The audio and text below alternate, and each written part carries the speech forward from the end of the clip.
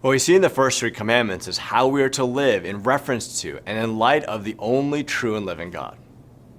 The first commandment tells us that we are to have no other gods but God. He is to be the exclusive object of our worship, the ultimate object of our love and desire. The second commandment is similar and tells us that we are not to worship God according to our own conception of God, what the Bible calls idolatry. The first, do not have any other gods. The second, worship God according to who He is and not according to who we want Him to be. In other words, do not worship false gods and do not worship God falsely. The third commandment is actually quite similar. We are not to misuse or mistreat the name of God. We know that God's name describes His character, the essence of His being, which is why He told Moses that His name is I Am. In other words, God is saying, my name is that I am self-existent and eternal. To not misuse the name of God doesn't merely mean that there are certain words we can or cannot say.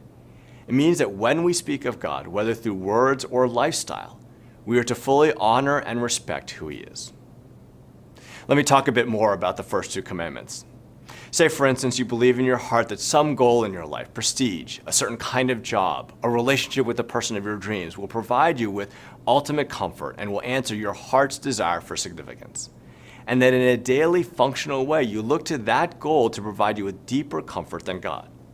That's a breaking of the first commandment. You've turned your goal into God. Prestige, a certain job, a person has become the object of your worship.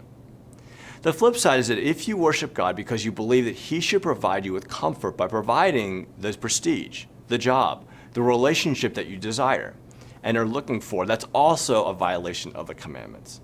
You've imposed your conception of who God is on God. You've created a custom designer God, an idol.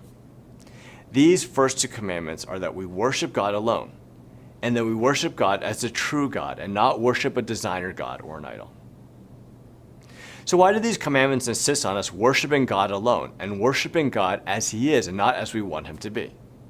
Why is the third commandment so insistent on honoring and respecting His name and His character? It's because God created us with a desire for Him that only He can fulfill, that only He can answer.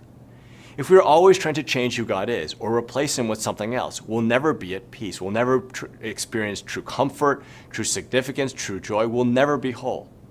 But if God is at the center of our lives, not another God or a revised version of God, but the true and living God, we'll be truly at peace.